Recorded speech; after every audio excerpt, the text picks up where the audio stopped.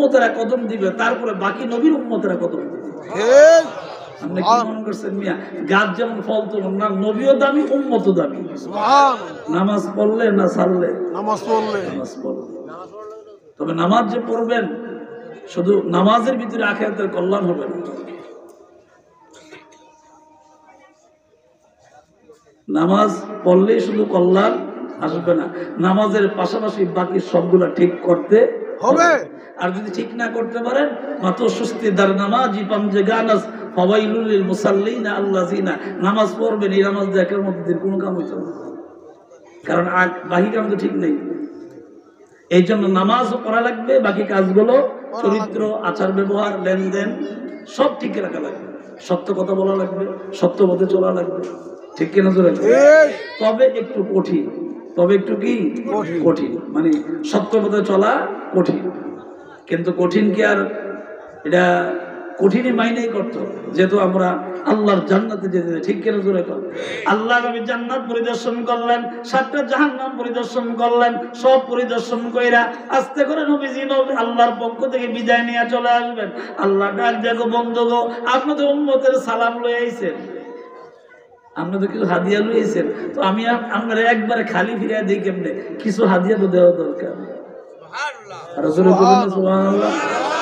একবার আপনারা খালি হাতে দিতে পারি, আপনার উম্মতের সালামাত তাহিয়াতু লিল্লাহি ওয়া সালাওয়াতু ওয়াত তাইয়্যিবাত, আপনাদের সমস্ত উম্মতের সালাম ইবাদত সবকিছু নিয়ে আমার কাছে আইছে, তো আমি আপনার খালি বিলা দেখে আপনি যান, আপনি যখন পৃথিবীতে চলে যাবেন আপনাকে আমি 50 ওয়াক্ত নামাজ দিয়ে দিলাম। সুবহানাল্লাহ। আরো জোরে সুবহানাল্লাহ, মুহাব্বতে।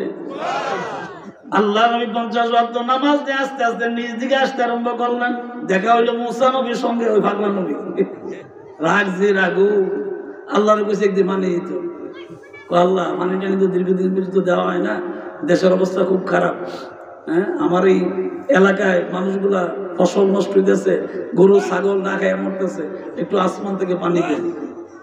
আল্লাহ তাআলা পানি দিছে ঠিকই, কিন্তু যখন চাইছে তখন দিছে না, একটু অপেক্ষা করছে। আল্লাহ তাআলা পরীক্ষা করে দেখছে নবীর রাগ কি বাড়ে না কমে। এমন রাগও ফাগরি মাগরি খুললে একটা আসার দিছে, আল্লাহ তোর ফাগরি তুই রাখ, আমার যখন আমি গেলাম। যেই মাত্র বাড়ির দিকে রাগ হয়ে রওনা দিছে, বাড়ির ভিতরে যাইতে পারে না, এর আগে আল্লাহ আসমান থেকে বৃষ্টি দিয়া জমিন ঠান্ডা করে। সুবহানাল্লাহ। মুসা নবী বৃষ্টিতে ভিজে আর কয়, আল্লাহ তুমি কি আমার মস্করি করাইলে? আল্লাহ কো না, কেন মস্করি করাবো? ও যখন কইছিলাম তখন দি দিলা না, অনেক কিতে দিলা। আল্লাহ ডাক দেখো পয়গম্বর মুসা রে, তুমি শুনে রাখো, আমি তোমাকে মস্করি করাই নাই, আমি শুধু একটু অপেক্ষা করছিলাম। ও পয়গম্বর মুসা, আমি আল্লাহর জালালিয়তের কসম করে বলি, তুমি যখন রাগ হয়ে বাড়ির দিকে চলে গেছো, সৃষ্টি জগৎ পানির জন্য এত কান্দা কাঁদছে, আমি আল্লাহ তাদের কান্না সহ্য করতে পারি নাই। সুবহানাল্লাহ। আমার রহমতের মধ্যে একটা ঢাউ দিছে, এই জন্য সাথে সাথে পানি দিয়ে ঠান্ডা করে দিছে। মুসা নবী মদিনা নবীর প্রশ্ন করে, আপনি যে আইছেন এখন কই দুনিয়ার যাবেন, ভালো কথা, কিতা লই আইছেন, আল্লাহ কি দিছে? 50 ওয়াক্ত নামাজ। ওরে বাবা রে বাবা, আপনার উম্মতের যে অবস্থা, শরীর যে দুর্বল, 50 ওয়াক্ত দিতে পারতো না, ভাও দরবার আলী কোন কি কর, ওটি কমাটো না আনেন না, এই মেরাজ ও কমায় আনেন, কমায় আনতে গেছে 5 ওয়াক্ত কম, 45 ওয়াক্ত। মুসা নবী প্রশ্ন করে, কি হয়েছে? 5 ওয়াক্ত কমছে, কইটা সম্ভব না। কমতে কমতে 9 বারের কারণে 45 ওয়াক্ত বাদ, মাত্র 5 ওয়াক্ত। কত ওয়াক্ত? 5 ওয়াক্ত। আরো জোরে 5 ওয়াক্ত। 5 ওয়াক্ত। 5 ওয়াক্ত নামাজ দিয়ে আল্লাহর পয়গম্বর পৃথিবীর জমিনে চলে আসলেন, নামাজের কথা উম্মতের কাছে দাওয়াত দিলেন, নামাজের কথা বললেন। এমন সময় উম্মতরা নামাজ পড়া শুরু করে দিলেন। আল্লাহ ডাক দেখো পয়গম্বর, আপনার উম্মতদেরকে সুসংবাদরা জানায়া দেন, যারা 5 ওয়াক্ত নামাজ সঠিকভাবে আদায় করবে, আমি আল্লাহ তার আমলনামায় 50 ওয়াক্তের সওয়াব লিখে দিব। সুবহানাল্লাহ। আরো জোরে সুবহানাল্লাহ। আল্লাহর কাছে সম্পদের অভাব আছে, রহমতের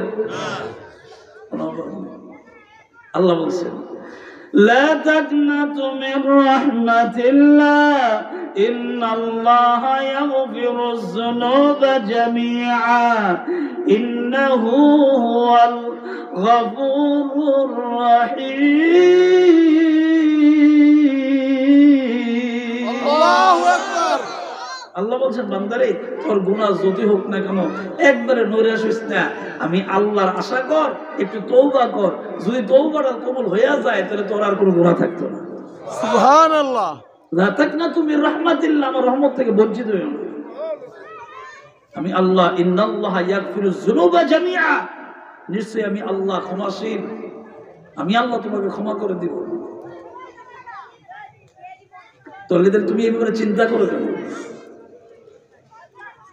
5 ওয়াক্ত নামাজ নিয়ে দুনিয়ার জমিনে আসলেন, আয়েশা বারাজের ঘটনাটা মিস্টার আবু জাহেলের কাছে বললেন।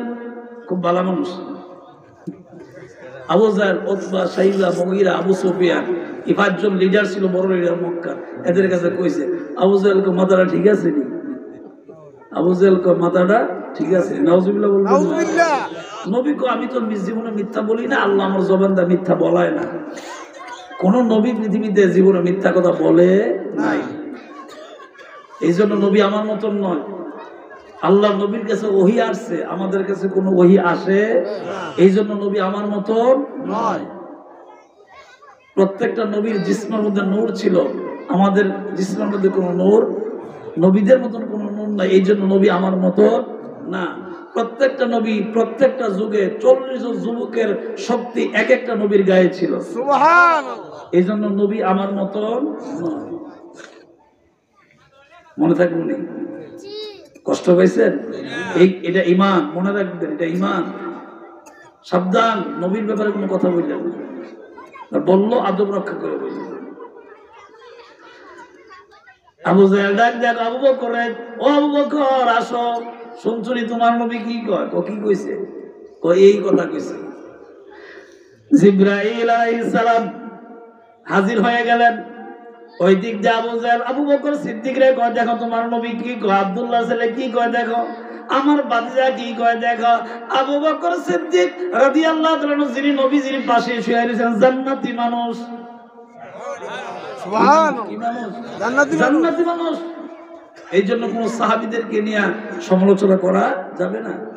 তাদের ব্যাপারে আল্লাহ বলছেন রাদিয়াল্লাহু তাআলা আন ওয়া রাদওয়ান। নবী যারা সাহাবী তাদের ব্যাপারে আল্লাহ নিজে রাজি, তারাও আল্লাহর উপরে রাজি। কোনো বানায় টানায় কথা নাই, আল্লাহর কথা, আল্লাহর কোরআন। আল্লাহ বলছেন তারাও আমার উপরে রাজি, আমিও তাদের উপরে রাজি। সুবহানাল্লাহ বলবেন না? সুবহানাল্লাহ।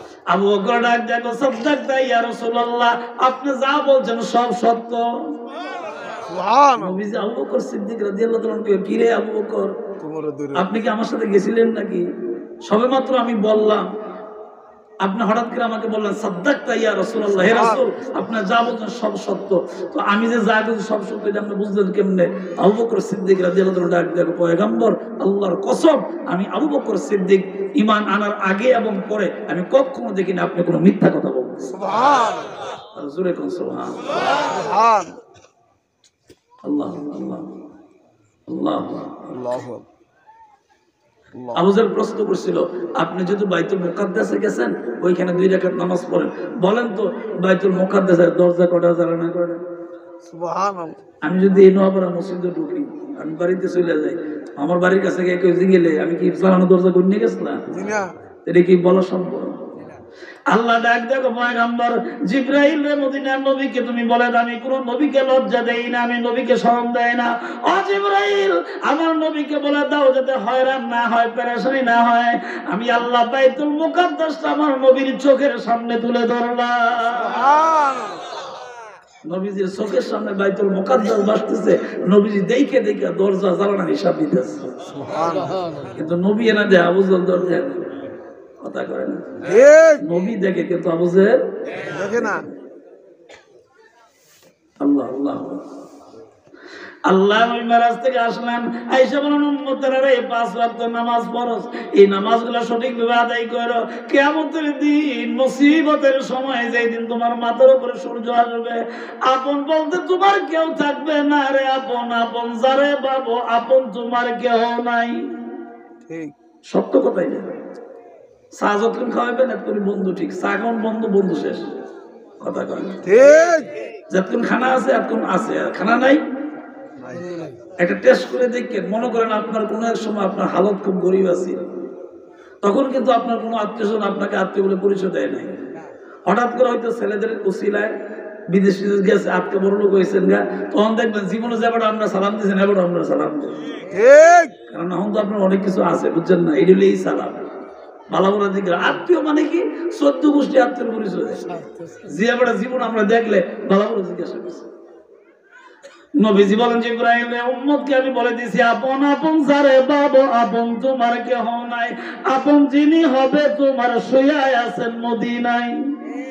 আরে বাড়ি বাড়ি করো রে মন, সেই বাড়ি তো তোমার না, আসল বাড়ি কবর দেশে বাইবা কেন দেখো না। উম্মতেরা তোমার মাথার উপরে যখন সূর্য চলে আসবে, মাথার মগজগুলো যখন টকবক টকবক করতে থাকবে, আমি নবী কসম করে বলছি রে উম্মত, ওই দিন তোমার কোনো আপন তুমি বিশ্রাই পাইবা না। আমি নবী, নূরের নবী, স্বয়ং হাজিরা দিব। সুবহানাল্লাহ। এই জন্য 5 ওয়াক্ত নামাজ পড়ো। আমি নবী তোমার সামনে হাজিরা দিব, আমি তোমার নবী, আমি নবী তোমার পাশে থাকবো। ওই বিপদের সময় কাউকে পাইবে না, কিন্তু আমি মদিনার নবীকে ঠিকই পাইবে। সুবহানাল্লাহ। আল্লাহ আল্লাহ আল্লাহ আল্লাহ আল্লাহ আল্লাহ। আরে নবীজি কত কষ্ট করছেন, কত মায়ের খেয়েছে, কত জুলুম অত্যাচার সহ্য করছে।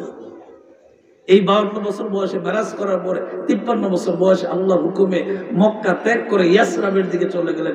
তখন নাম ছিল ইয়াসরাব, বর্তমানে নবীর আগমনের কারণে মদিনা শরীফ। সুবহানাল্লাহ। যেরকম কোন শরীফ? মদিনা শরীফ। জায়গাটা খুব খারাপ ছিল, কিন্তু নবীর আগমনের কারণে হয়ে গেছে মদিনা শরীফ, যেখানে 1 রাকাত নামাজ পড়লে কিয়ামত পর্যন্ত উম্মতের আমল নয়, প্রতি রাকাতে রাকাতে 50,000 রাকাতের সওয়াব। সুবহানাল্লাহ।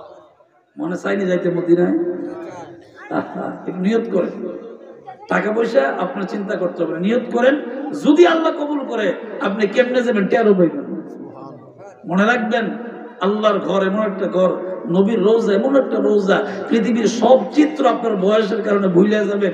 মরণের আগ পর্যন্ত এই 2টা স্থান বলবেন, মরণের আগ পর্যন্ত বলবেন। সুবহানাল্লাহ। সুবহানাল্লাহ। আল্লাহু আকবার। আল্লাহ যেন সবাইকে জীবনে একবার হলো যাওয়ার তৌফিক দান করেন। একটু জোরে কোন আমিন। জবানটা খুলে বলেন আল্লাহুম্মা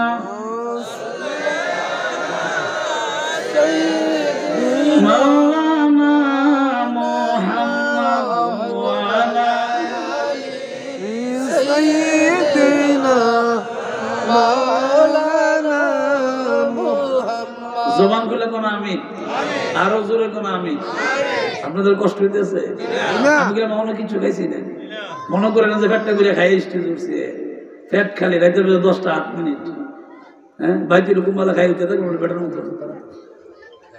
খুব সাবধান, খুব খেয়াল, খুব মনোযোগ। এই কথাগুলি খুব দামি, কথাগুলির মান্না নিন না। কথাগুলি এক হলো আল্লাহ, আর দ্বিতীয় হলো রসুলের। ঠিক কিনা জোরে করে? আল্লাহ নবী মেরাজের চাঁদ পার করলেন, তারপরে আসলো শাবানের চাঁদ। জোরে বলেন কিসের চাঁদ? শাবানের চাঁদ। শাবান, যেটাকে বলা হয় আমাদের দেশের মানুষ বলে শবে বরাতের চাঁদ। জোরে কোন কিসের চাঁদ? শবে বরাতের চাঁদ। আরে মুসলমানদের বন্ধন যে কত সুন্দর ছিল, সামাজিক বন্ধন, পারিবারিক বন্ধন কত সুন্দর ছিল। সকাল হইলেই আমাদের মা, চাচি, দাদি, নানিরা কি সুন্দর করে চাউলের পিঠা বানাইতো, পায়েস বানাইতো, সিন্নি বানাইতো। এগুলি দিয়ে আবার বাড়ি বাড়ি, আপনার বাড়িতে আমি দিছি, আমার বাড়িতে আপনি দিচ্ছেন। কি মায়া, কি মহব্বত ছিল। এখন ফতুয়া দিছে এটা বেদাত, খানা খাওয়াই এটা বেদাত। আমার বাপের 14 গোষ্ঠী হচ্ছে না এই কথা। অবশ্য মক্কা থেকে 53 বছর বয়সে নবীজি হিজরত করার পরে মদিনা ইয়াসরাবে যাওয়ার পরে, বর্তমান মদিনা শরীফ, মদিনা যাওয়ার পরে নবীজি বলছেন আমার সাহাবী উম্মতের 4টা আমল করো। এর ভিতর প্রথম আমল ছিল তোমরা একজন আরেকজনকে বেশি বেশি করে সালাম দাও। সুবহানাল্লাহ, সুবহানাল্লাহ হবে। একজন আরেকজনকে বেশি বেশি করে সালাম দাও। 2 নম্বর তোমরা আরেকটা আমল করো, তা হলো এক মুসলমান অপর মুসলমানকে বেশি বেশি করে দাওয়াত দিয়ে খাওয়াও। নবী কইছে খাওয়াই তো, হ্যাঁ রুটি খাইলে বেদাত। খাইছেন কোন কোরআন হাদিস খাইলে বেদাত, আনন্দ খাইলে বেদাত। আবার কয়ে খাইলে নাকি কবর আযাব বাড়ে বেশি। আরে ইমান ইমান ইমান নিয়ে যাওয়া যে কত কষ্ট হয়েছে। আল্লাহর নবী এই শাবান মাসের মধ্যে একটা রাত্র আছে, 14 তারিখ দিন গিয়া রাত্র, যেটাকে শবে বরাতের রাত বলে। আমরা বাংলাতে বলি শবে বরাত। নবীজির ভাষায়, হাদিসের ভাষায় বলছেন নিসফুস শাবান। জোরে কোন ভাষাটার নাম কি? নিসফুস শাবান। শাবানের মধ্যরাত্র নবীজি আমাদের আম্মাজানের সঙ্গে ঘুমাই রয়েছে। আমাদের আম্মাজান উম্মুল মুমিনিন আয়েশা সিদ্দিকা রাদিয়াল্লাহু তাআলার সঙ্গে ঘুমাই রয়েছে। হঠাৎ করে উনি ঘুম থেকে উঠা ওনার কাছে না কয়ে গেছে জান্নাতুল বাকিতে। আর জোরে কোন সুবহানাল্লাহ। কোথায় গেছে? জান্নাতুল বাকিতে, মদিনা শরীফের পাশে, দক্ষিণ পাশে। আরে আমার আব্বা কি সুন্দর করে বলতো, আপনাদের এলাকায় কিন্তু আব্বা ওয়াজ করতে বেশি। সালাতু সালাম গয়া আমার দরুদ সালাম গয়া আমার গয় নবী মুস্তাফা, তোমরা যদি যাও রে মদিনা। ঠিক নেই? কি সুন্দর করে বলতো। সালাতু সালাম গয়া আমার দরুদ